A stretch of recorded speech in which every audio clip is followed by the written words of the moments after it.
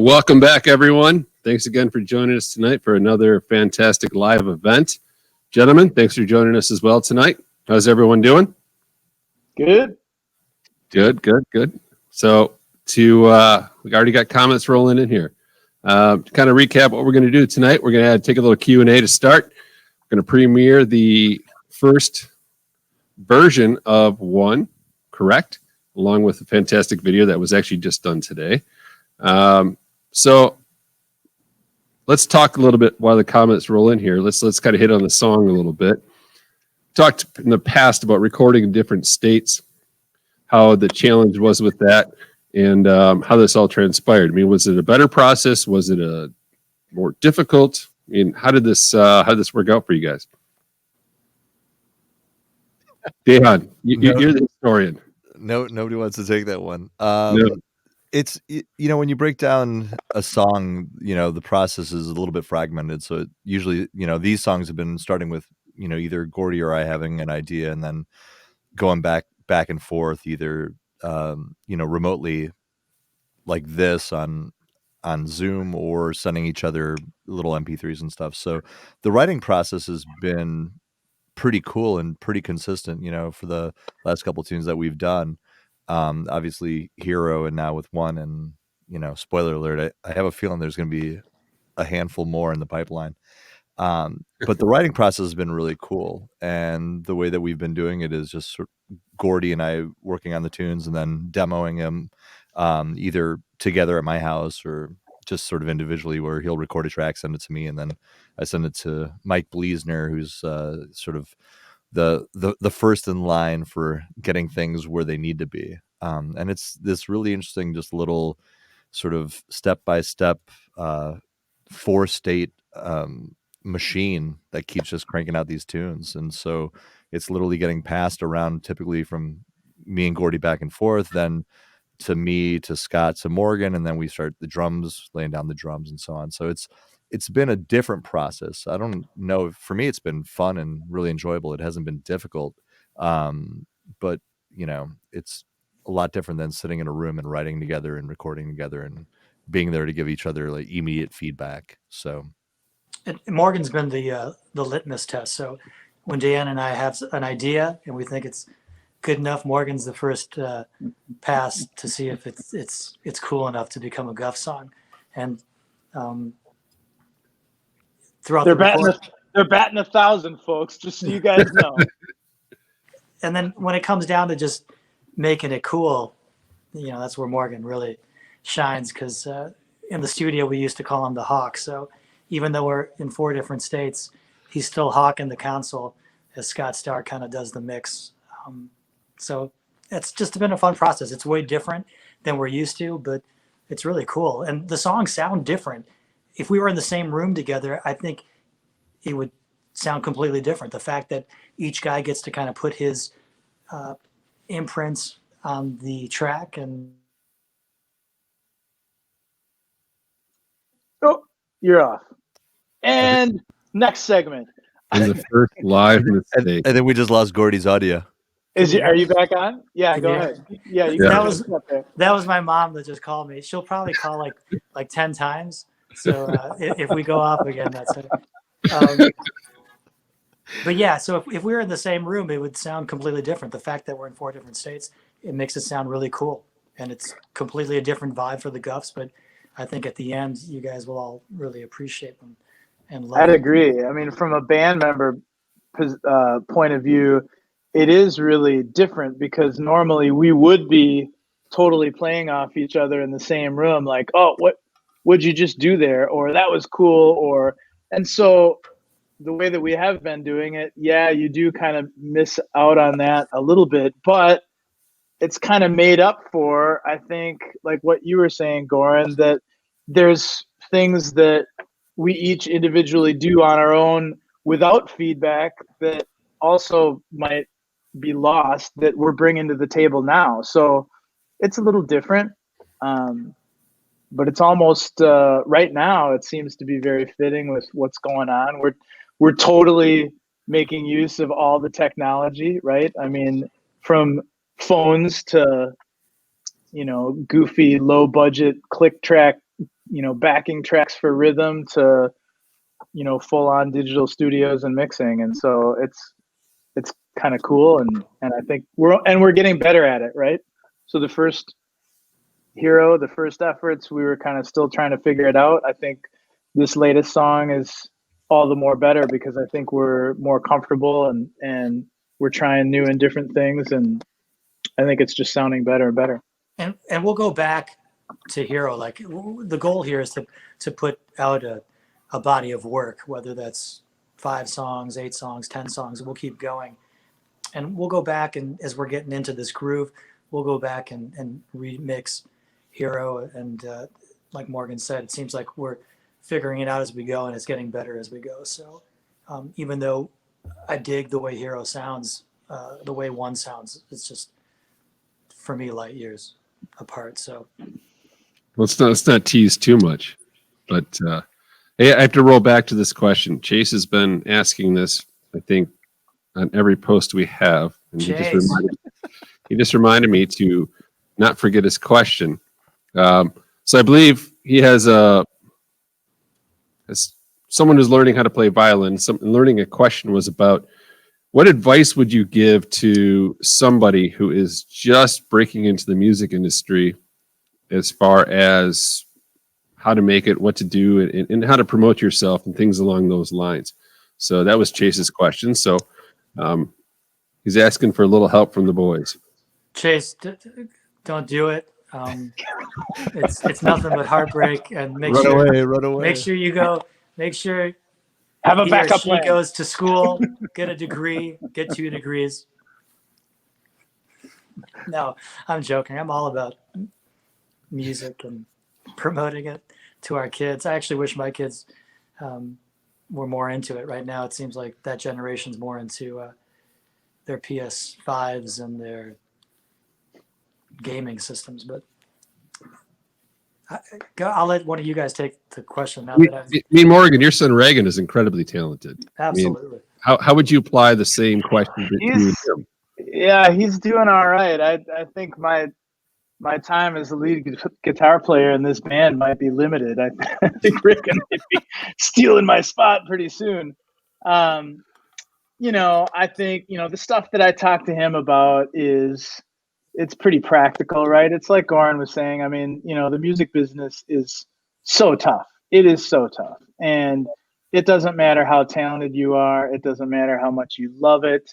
Frankly, I think, what is probably the most helpful in these days is being lucky and having the right connections and having, being in the right place at the right time, right? I mean, that's unfortunately probably more of a recipe for success than being talented. I mean, that's the way it is these days.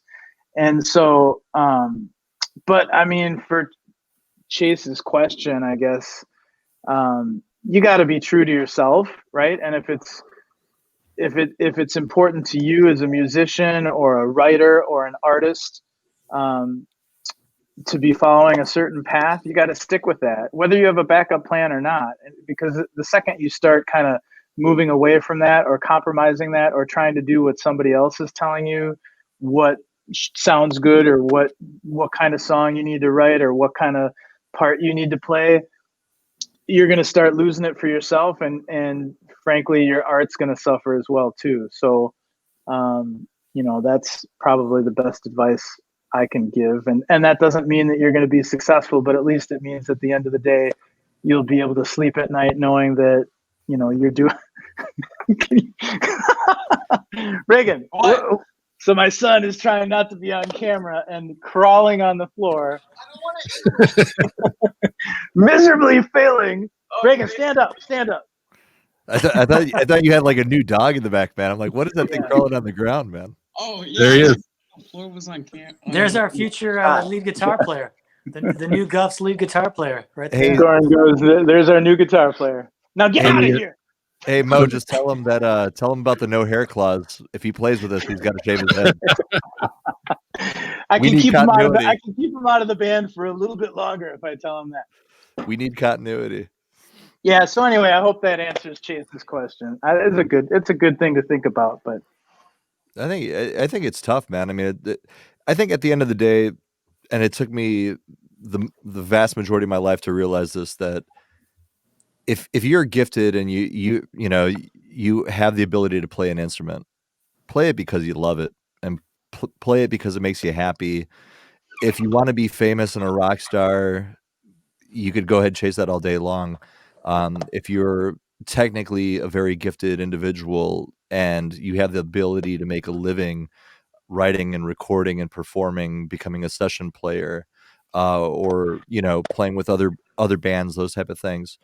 If you're an artist and you just love writing songs and it's a form of expression, do it because you love it, and be happy that you're among the few that are actually able to do that.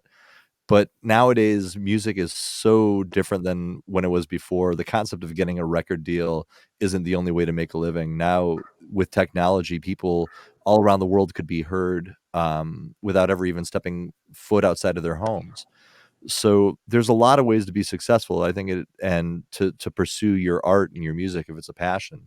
And I think ultimately it's really up to you to decide what path you're going to take on that. If you play music and you're hanging around campfires and playing with your friends and that brings you happiness and joy, then feel fortunate for that. And if you're lucky to get up on stage with some other great musicians and write music together, regardless of what level it is, if it's at a local dive bar or playing a small club or getting out on the road and playing out, um, you know be happy for what opportunities you get and take whatever opportunities you do get and pursue them as far as you want to. But the concept of like, what do we do now to become successful? I think that's such a difficult question to answer, because it's not like the 1970s, the 80s, or the 90s where there was a singular path to how a band breaks it from the local to the regional to the national level.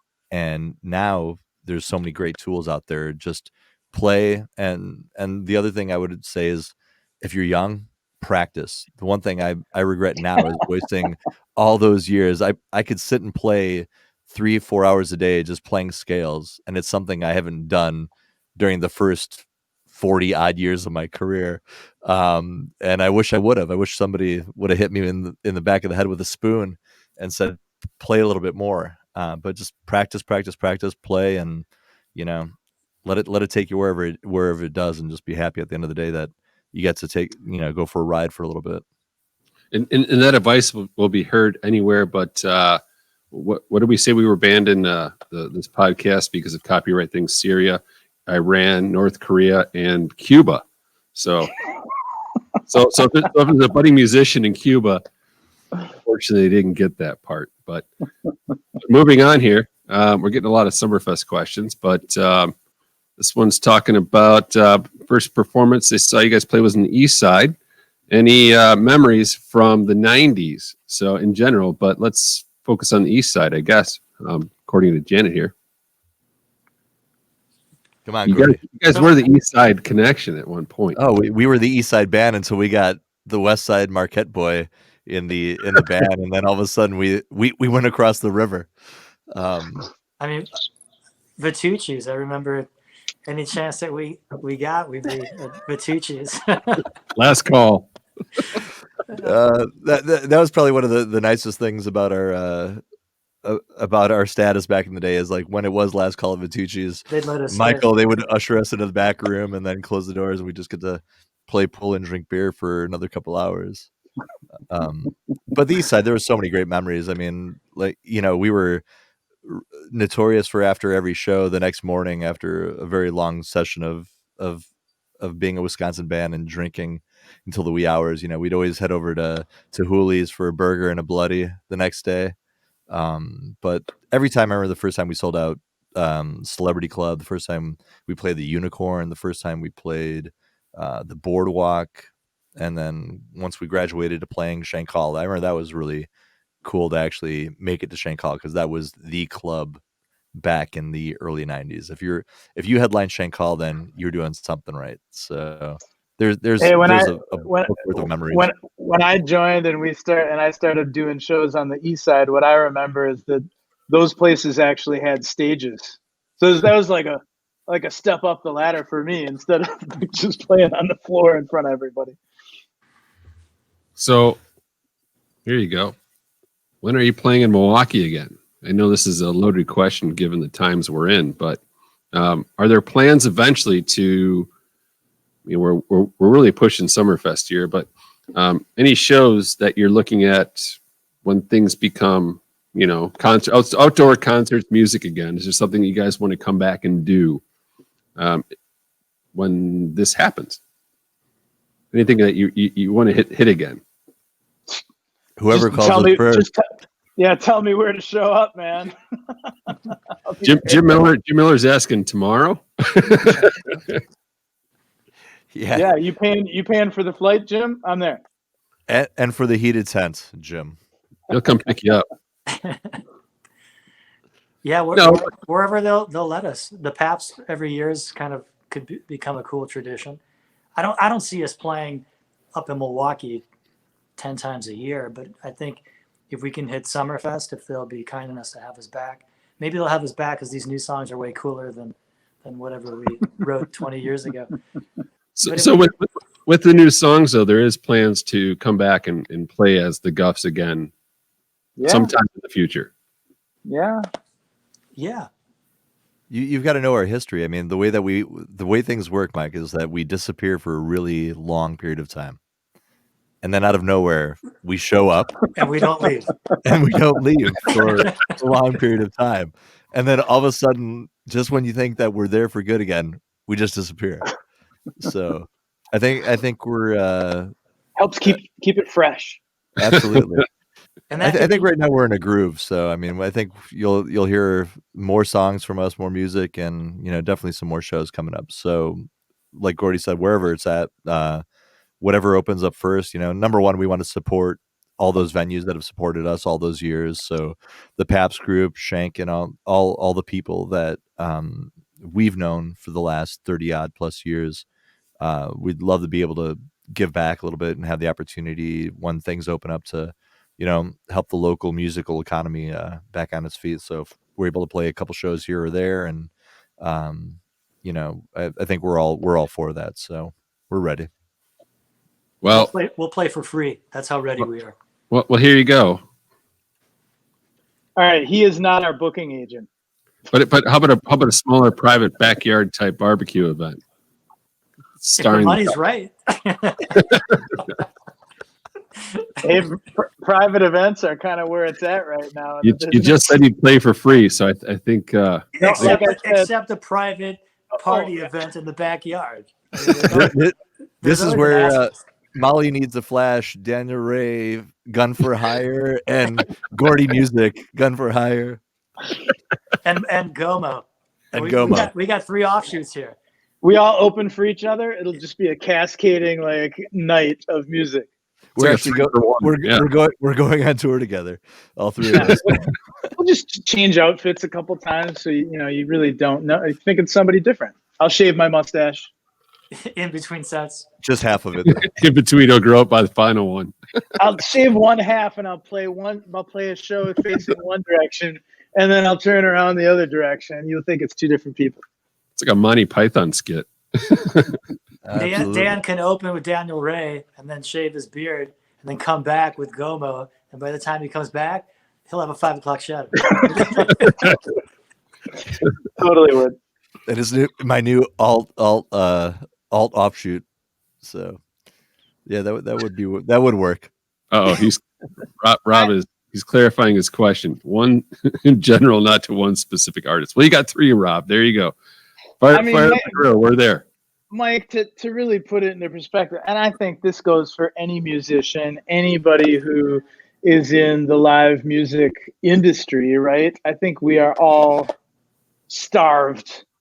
And anyone who loves music even if you're not a musician, but you love going to concerts.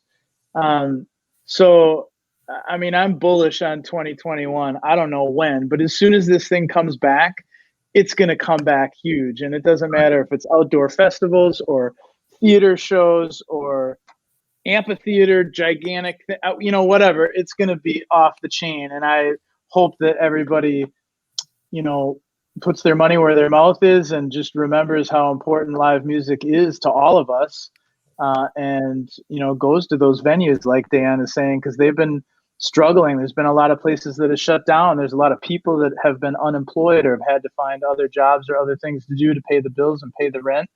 And so when we can have shows, or when anyone can have shows, we got to make a big deal out of it on both sides of the stage. Yeah, and I think you're going to see just a lot of artists that have, a lot of people that are working musicians that go out there and they're playing a couple shows a day. They're playing 5, 6, 7 nights a week. For those people more so than anybody else. All the rock stars, the superstars, they're all good. They've made enough money to retire on, but I think it's all those working musicians out there that really need your love and attention. The journeymen, yeah. And so I know when things open up, I used to go out at least a couple nights a week, if not 3 or more, but I'm definitely going to hit a solid, 14, 21 days straight, just going out, supporting local music and seeing what's out there. And then that's going to be the most important thing, man.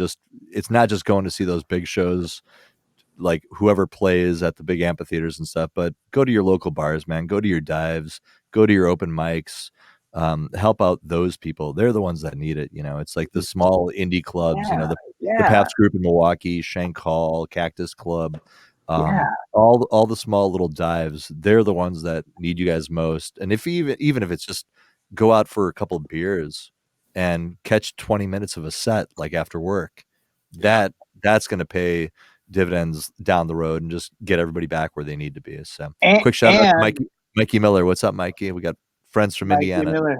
Well, Andy guys just got an invite to Charleston, South Carolina. Courtesy of Ryan's paying the bill for that. So hey, there we go. Ryan, hit me up, man. To piggyback on what Dan was saying, I mean, and this is for Milwaukee, because I think Milwaukee historically has had an issue with this. Don't be so choosy. Don't be so judgy when it comes to live music. Like, just go patronize it. And you might not think that there's going to be something that you like, but if you show up and you actually stick it out, there might be that one song that actually makes a difference. And like Dan said, I mean, it's the musicians, it's the engineers, it's all the people that really rely on that, audience to show up, and not be too picky and not assume that they can get the same experience by watching a YouTube video. There's just no possible way. And the kids got to figure that out too. They're not going to get anything out of music by watching YouTube. You got to go to see a live show. Hey, I just got to riff on a comment here from Carly. I'm impressed that you all have memories of the 90s. Carly, they're very vague, and some of them were written down.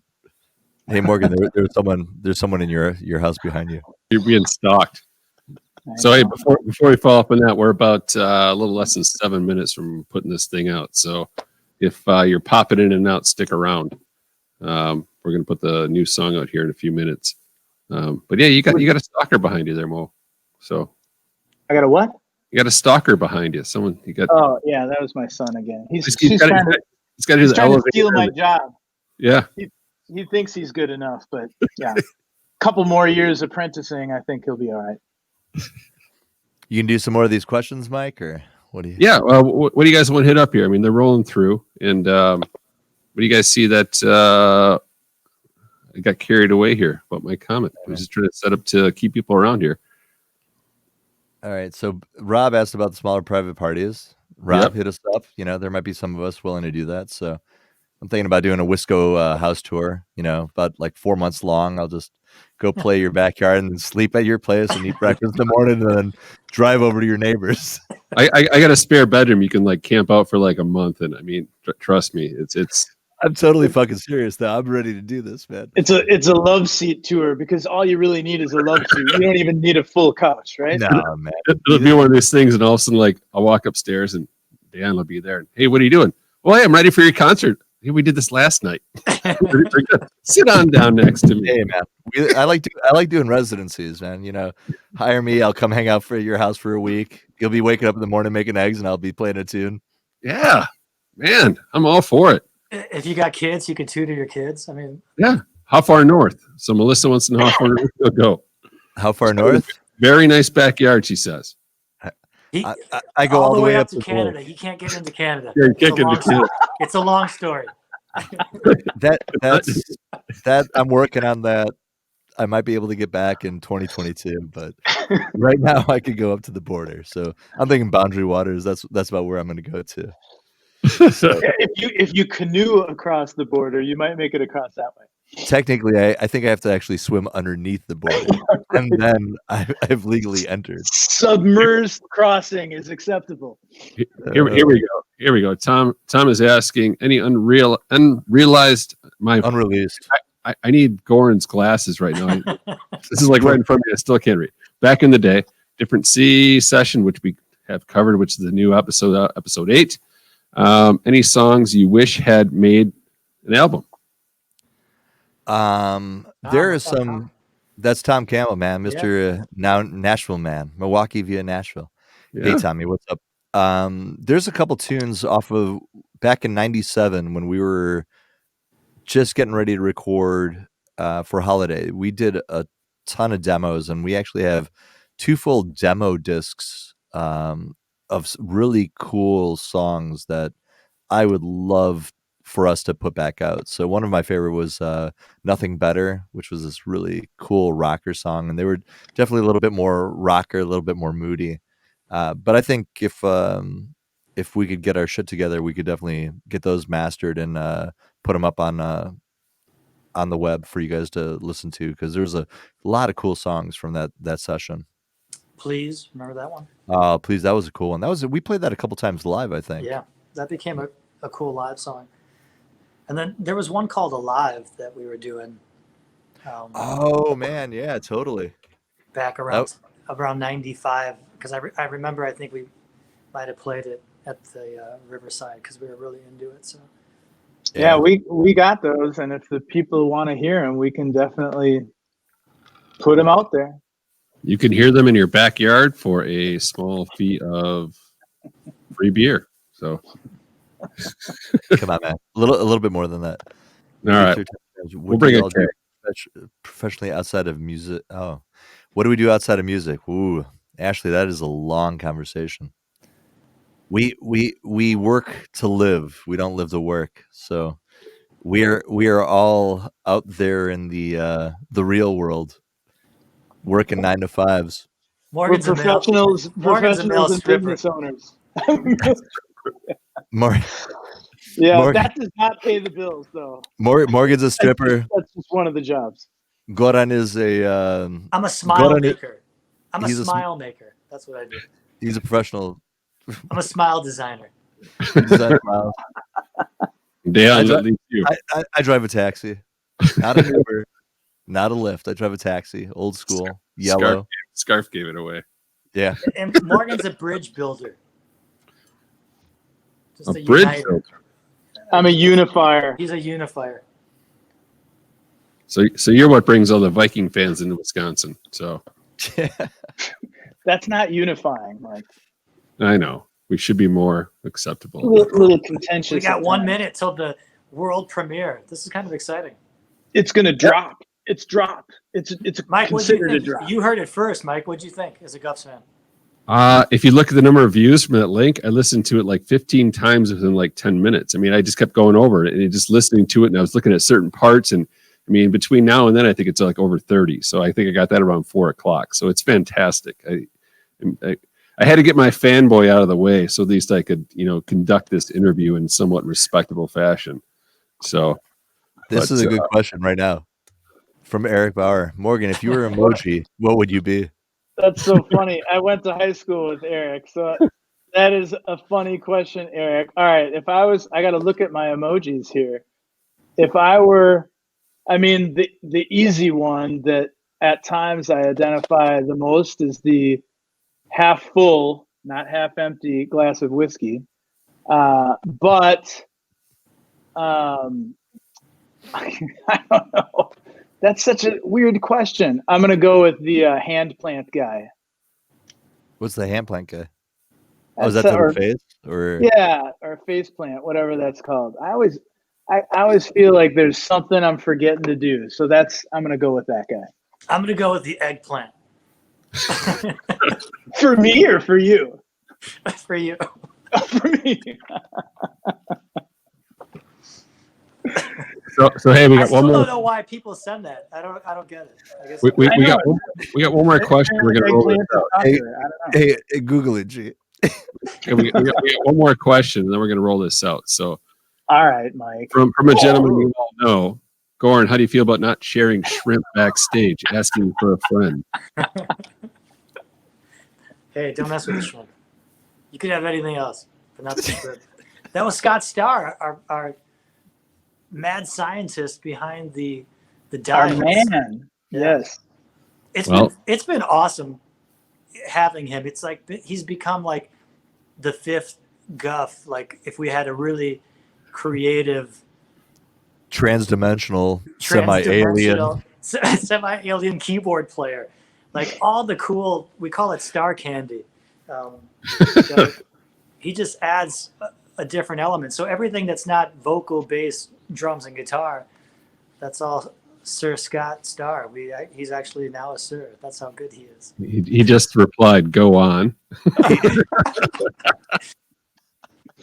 He was knighted by the king of Papua New Guinea.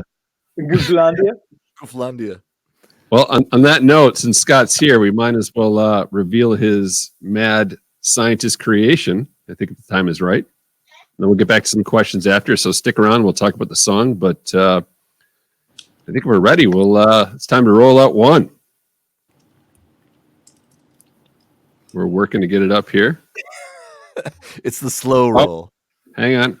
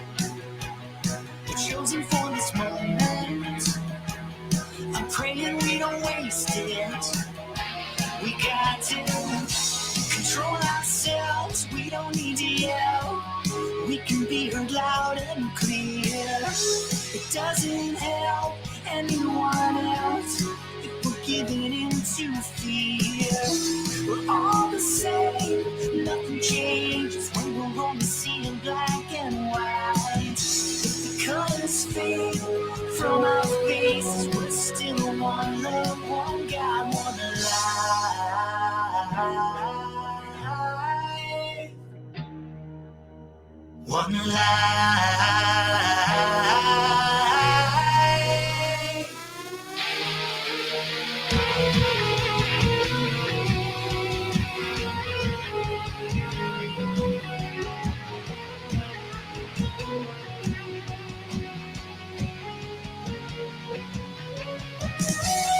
Different worlds collide.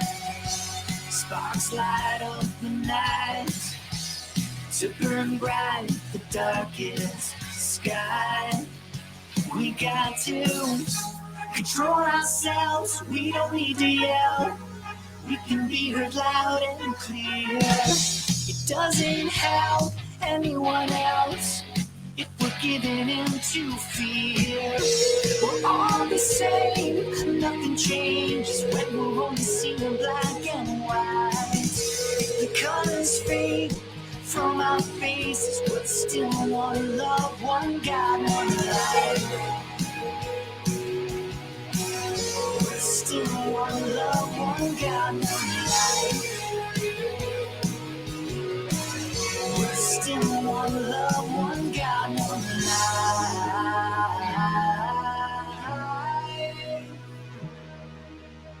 One life.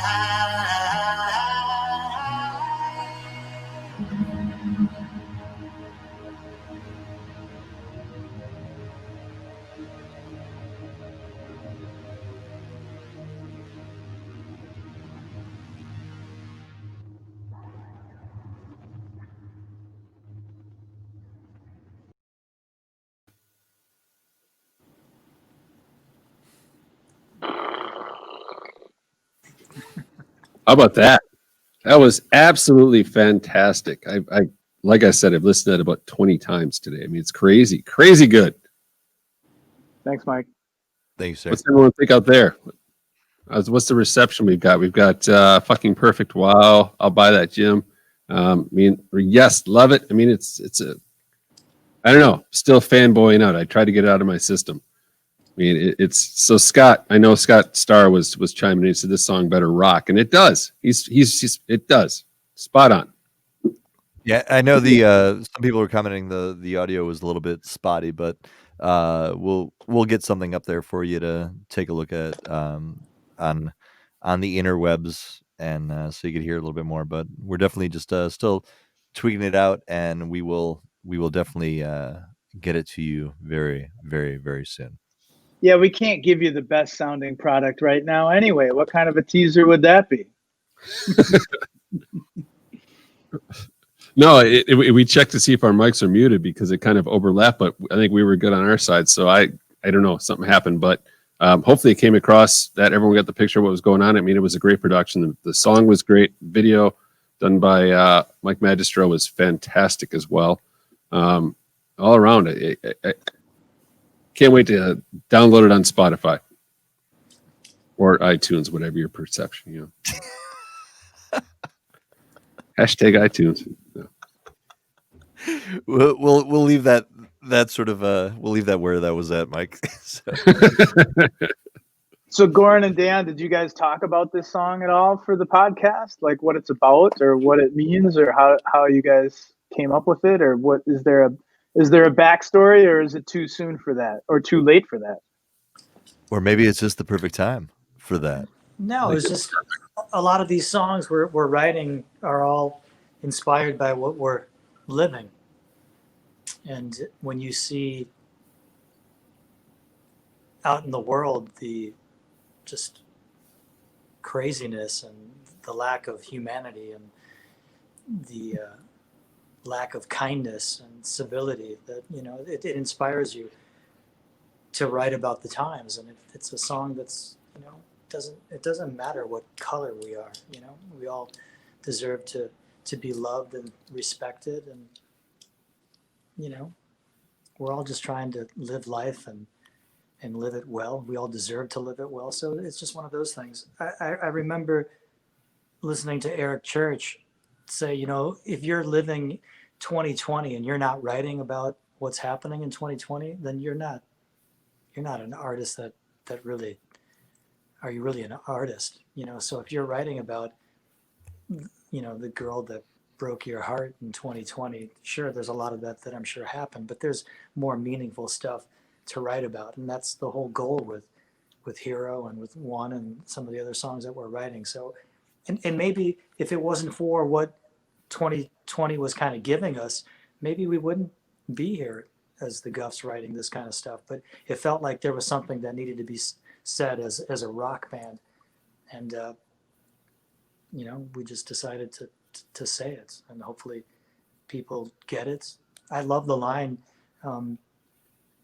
if the colors faded from our faces, we're still one love, one God, one life, and that's doesn't matter what color you are. So we all deserve to be loved and respected, and that's what the song's about. So, and we're better together. We're stronger together if we just all kind of join hands and get through this shit show of 2020. And now in 2021, I mean, it started even worse. So it's like, but there's a light at the end of the tunnel. That's the whole meaning. So, But I think back to your question, Mo. I think when we started writing, because when we started writing Hero, it was actually really early into, when the pandemic hit. I think it was probably in March when Gordy reached out to me and he's like, hey, we've got this little song idea, just a little melody, and just sort of going back and forth. And he just sort of threw out this line, just very arbitrarily, just sort of about be your hero. And I'm like, maybe we should make a very conscious effort about writing for the times and what's going on. And at that point in time, I know me personally, you're on the front end of this pandemic and you're like, what the fuck is going on? What are we doing? What's this world coming to? And there's a lot of uncertainty. And that first song came out of that. And as we kept writing and going through there, and if you look at the songs that we're writing, and it's first with Hero that came out sort of in the midst of the pandemic, and then One came out in the midst of everything that happened up in Minneapolis with George Floyd and all that stuff, and what was happening to the country. And then moving forward, we've got a couple of new songs as well that sort of speak to the time. So I think if you really look and you pinpoint lyrically what we were writing about and following it along historically, it's very much an active conversation and discourse about 2020 and what we were going through and what everybody else in America and arguably the world was going through. So it was actually fun for Gordy to like hop on the political train and say, hey, let's write stuff about let's write social commentary, because Gordy is very much the lover. I just remember. I've never been a lyric guy. That's not my wheelhouse. But I just remember the first demo of Hero that I heard. You guys obviously been working on it for a while, but the first demo with, I think, your acoustic guitar, Goran, and I don't know, you're probably just sitting on the couch with your phone recording like the first version of that song, and you could hear the TV on in the background. And it was like riot coverage, right? It was like It was like George Floyd protest coverage, and you could hear the sirens, and you could hear the people yelling, and just the somber kind of tone of the newscast. I just remember as I'm like running through the song and learning the parts, and during the quiet parts when it kind of cleared out, and you could hear the background noise, I was thinking to myself, like, that is so deep and impactful. Like, that's the vibe of the song. That's the time we're living in. And that was like the coverage on the news while you guys were working on this, right? So, I mean, that's, to me, it's a cool connection with. We talked about that too. This time, right? I mean, with 2020, 2021 and our music.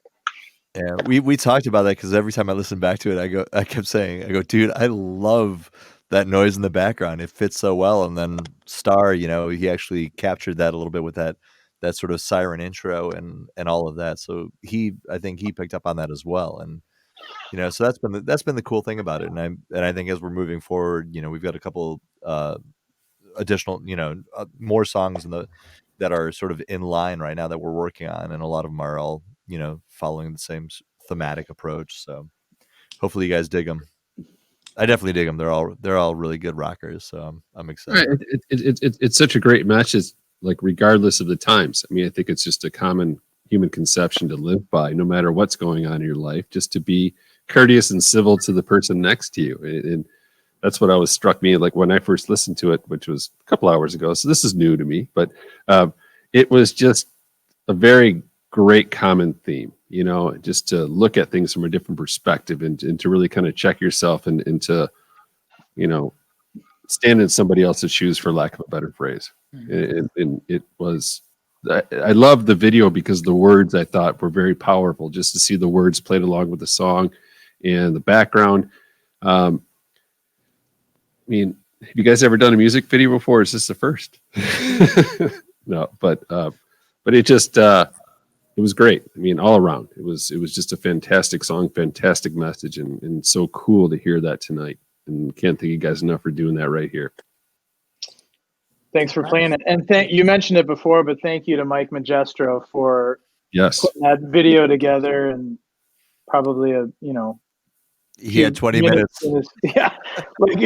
Just whip it together in his spare time. I mean, he's an artist in his own right, and someone who we've worked with musically and visually for a long time, and a good friend, and did that as a favor. And so, thanks to Mike for helping us with that. No, it's good. Unless you guys got anything you want to add to it, we got any questions that I missed, because that's normally what I do. Anything we go, Dan? Actually, you're the question king. So anything we missed here? I just have the comments up in my screen, so I'm just. Well, I know, but you should pick up what I missed. So. I didn't even know you could do that. Yeah, you can. We poor technophobes. We're all old. So. I can't even read them, and they're like 2 feet away. Yeah. What is this emoji you speak of? Eggplant. So just nice comments. So thank you all very much. So love the new sounds, different style, very good. Thank you for sharing. You guys always deliver with awesome lyrics. Maybe we could put it up on the Gufs Instagram site so people could hear it a little bit if there was an audio issue. I heard a lot of me, so I thought it was like the perfect mix. Maybe not the full song. Well, maybe we can put a little teaser together there. Yeah. And sometimes when we play stuff back, when it's like played back in a video, some of that disappears. I think we have in the past. I'll have to listen back. If there's something we can correct in our end too, we'll do that as well. But maybe we should end the show with it one more time. Ooh, snap. Ooh. All right, let's try it again. Here you go, folks. Thanks for having us. Are we saying goodbye then? Yeah. All right. Love you guys. Thanks. Cheers, everybody. Thanks, Mike, thanks. Christopher, Wendy, Jim, Janet, Shade. Well, hang on. Keep talking. I took it off my screen here, so now I can. Man, amateur hour. I know. Molly, don't let him. Is Molly gone? No, she's still here. There's I see There's the the hand. hand. There's the hand. Well, how about this? Since if you guys don't mind, I'll throw it up after this right away. Yeah. I mean, if you have a problem with issues or something, but I'll throw it up right after this. Molly, don't let him screw it up. Do you need me to send you the link, Mike? Yeah, no, I got the link here, but why don't we do this? So we don't have technical issues. Why don't I just throw it up on Gufs Circa 2020 page right at when we hang up here, and go from there if that's okay with you guys. Yeah, That your way comments. We'll make sure we chime in. So excited to All see right. what you guys all think about it. Yeah. All right, and very cool. And we'll also post it on our the Instagram and Facebook as well, so you guys could get a good listen to it as well. So cheers, everybody. Thank you very much for having us. Mike, are we done? Is this officially it? Yeah, we'll see you in Circa 2050, I think. So I guess we should ask Morgan when he thinks it'll be done and out to the world so people can stream it. Well, so super close from a mixing standpoint. I mean, Star's just got a couple little things I think that he's working on, and but we got to set a release date, and there's kind of a incubation period there. So I think the full-on worldwide release might be not for a few weeks yet. Sorry, but we'll try to do these teasers here, and but when it does come out, it's gonna be good. It's gonna blow your mind, dude. You're huge. You're like the Anthony. You're like the Tony Fauci of Guf's music releases. So honest, but somewhat disappointing. I think we made it through the worst part. I am, but there's still a lot bad coming. I am now posting the video to the Gufs Circa 20 podcast page, and it is live. So go listen to it there uninterrupted, and please comment. And these guys will be watching as well, and let us know what you think. Cheers, everybody. Mike, Thank you. very much for thinking of this and doing this. Molly, Handy Molly, in the back, thank you much for holding him up all these weeks. And you guys, I know you guys, so whatever. All right, peace. Everybody be good, be safe. Love you all. Love one another and be good to each other. One. All right. We're all one. Thank you all for joining us. And there should be a bonus episode from the 4th Guff coming out soon, which Mike, I think I there's going to be a new live show interaction hand gesture. It's no longer this. It's this. Could be one. But when you do one, which one is it? Can you pick which one, or is it? Hey, all right. place Fair enough.